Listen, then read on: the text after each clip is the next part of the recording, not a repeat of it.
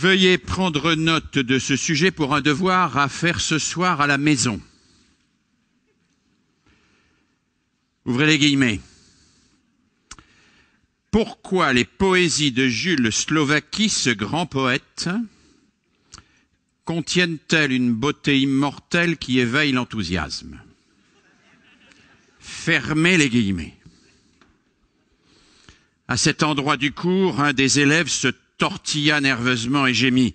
Mais puisque moi, je ne m'enthousiasme pas du tout, je ne suis pas du tout enthousiasmé, ça ne m'intéresse pas. Je ne peux pas en lire plus de 2 strophes et même ça ne m'intéresse pas. Mon Dieu, comment est-ce que ça pourrait m'enthousiasmer puisque ça ne m'enthousiasme pas? L'élève se rassit, les yeux exorbités comme s'il sombrait dans un abîme. Devant sa confession naïve, le maître faillit s'étrangler. « Pas si fort, par pitié, siffla-t-il Galkievitch. Vous serez collé. Vous voulez ma perte. Vous ne vous rendez pas compte de ce que vous dites. » « Mais je ne peux pas comprendre, moi. Je ne peux pas comprendre comment ça m'enthousiasme puisque ça ne m'enthousiasme pas. » Le professeur, comment cela peut-il ne pas vous enthousiasmer, Galkievitch, puisque je vous ai expliqué 1000 fois que cela vous enthousiasmait. Galkievitch, parole d'honneur, personne s'enthousiasme.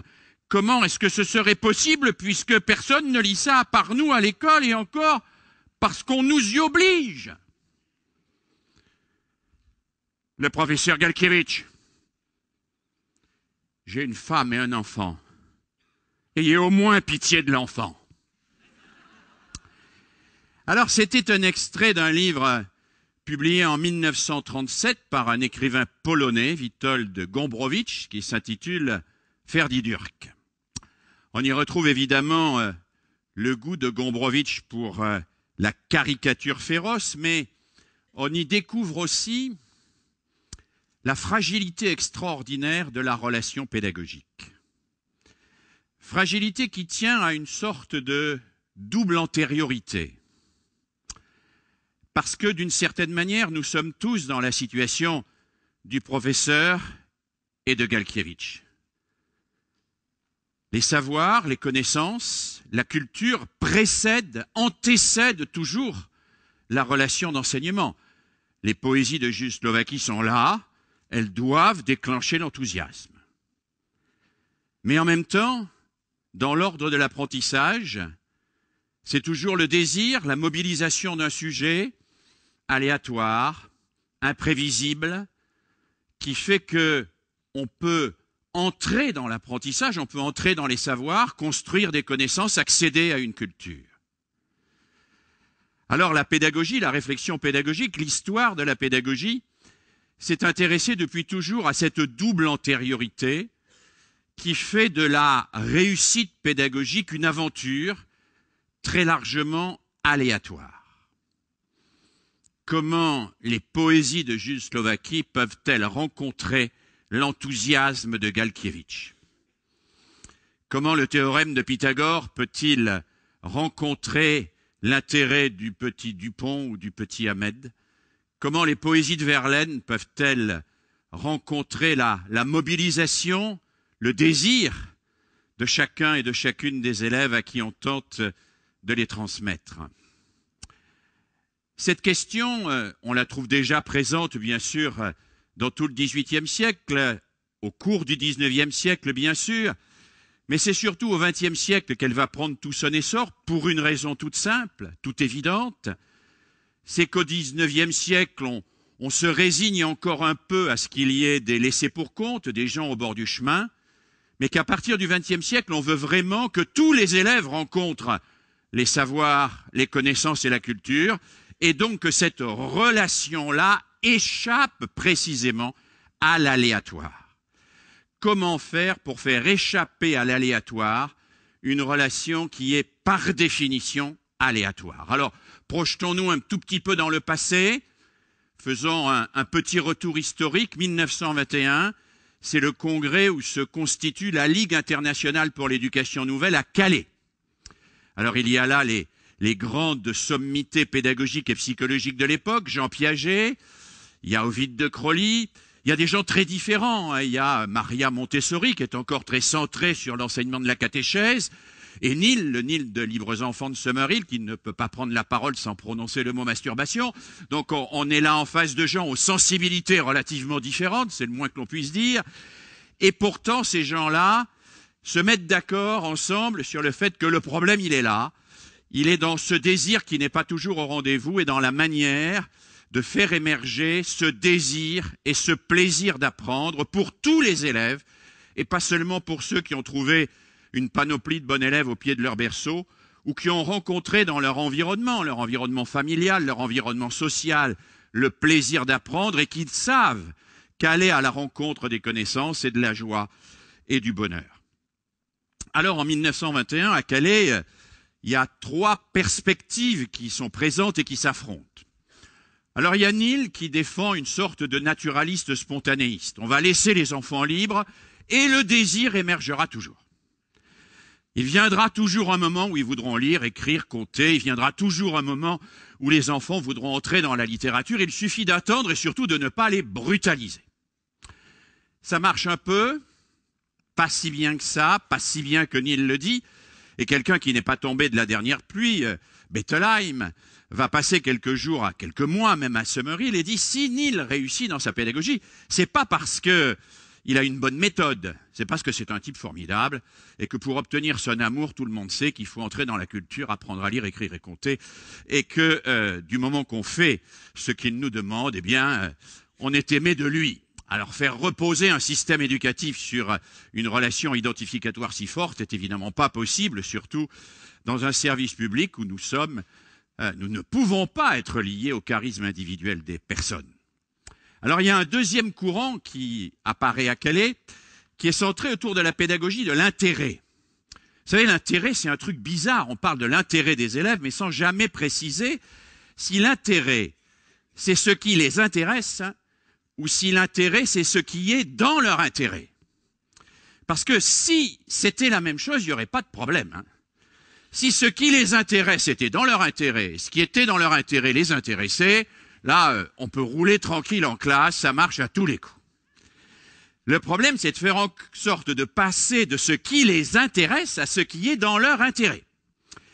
Et Claparède, par exemple, explique que c'est ça la psychopédagogie, qu'on va partir des intérêts immédiats de l'enfant pour greffer progressivement sur ces intérêts immédiats des intérêts culturels élaborés.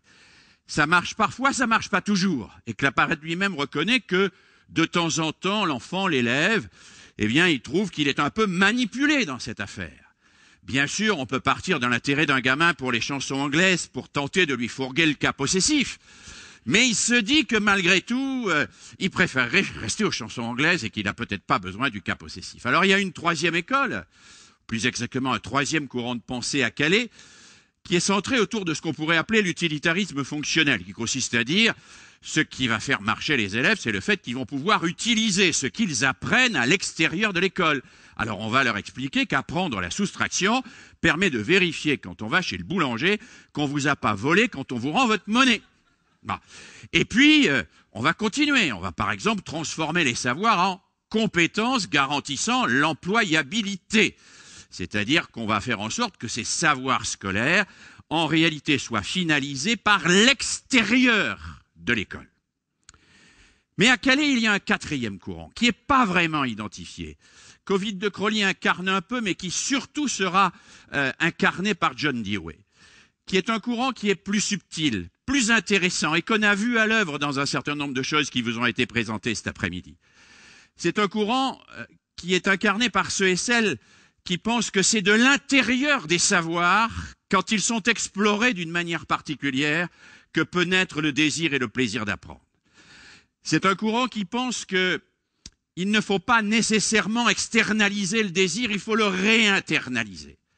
Il faut faire en sorte que les savoirs, nous nous situions par rapport à eux de telle manière à ce que la manière de les présenter suscite chez l'autre, chez celui qui les reçoit, ce désir et ce plaisir, organisent, permettent de faire émerger cette joie de comprendre. La joie de comprendre. La joie de comprendre, vous savez, c'est quand on est dans le brouillard et que tout à coup, on voit émerger des formes et qu'on sait que l'on n'est plus perdu, que le monde est lisible. La joie de comprendre, c'est le fait tout à coup de transformer des faits multiples en événements qui font un récit. La joie de comprendre, c'est aussi bien l'illumination qu'on trouve chez Saint-Augustin que le bon sens, mais c'est bien sûr du policier qui relie les indices et qui tout à coup voit que ce monde compliqué qui était sous ses yeux, il a du sens, qu'il le comprend et qu'il accède ainsi à l'intelligence, à sa propre intelligence et à l'intelligence du monde. Alors je crois que la véritable innovation, elle est là aujourd'hui. Elle est quand, dans l'école, au quotidien, on redécouvre la joie de comprendre. On redécouvre le plaisir d'apprendre avec ses élèves.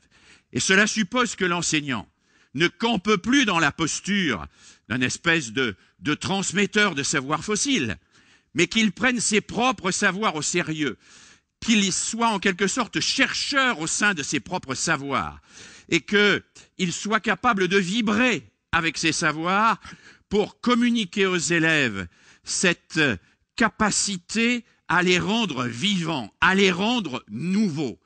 L'innovation, c'est la possibilité de rendre nouveaux des savoirs anciens et de faire en sorte que l'élève qui les entend, qui les voit, qui manipule ici, qui construit là, qui travaille en groupe ailleurs, ils se disent bon sang, mais c'est bien sûr, je comprends le monde, je me comprends et j'en suis heureux. Alors, c'est le travail des enseignants au quotidien, c'est un travail essentiel, c'est un travail important, mais c'est un travail difficile.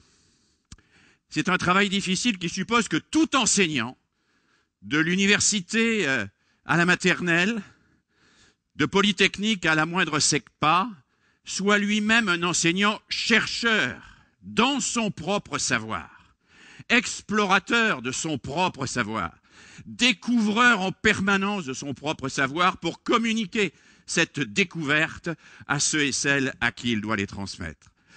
Mais il faut que cela se fasse avec précaution. Il faut toujours, dans les savoirs et dans l'enseignement, comme dans la totalité des choses humaines, que la force de la démonstration n'écrase pas d'un voile impudique les plaisirs de la découverte. Et pour exprimer ces plaisirs de la découverte, et un hommage aussi à un de nos plus grands poètes français, permettez-moi de conclure ces quelques mots par quelques vers du grand Paul Valéry. Tes pas, enfant de mon silence, lentement, saintement placés vers le lit de ma vigilance avancent, muets et glacés. Personne pure, ombre divine, qu'ils sont doux, tes pas retenus, Dieu, tous les dons que je devine y viennent à moi sur ses pieds nus.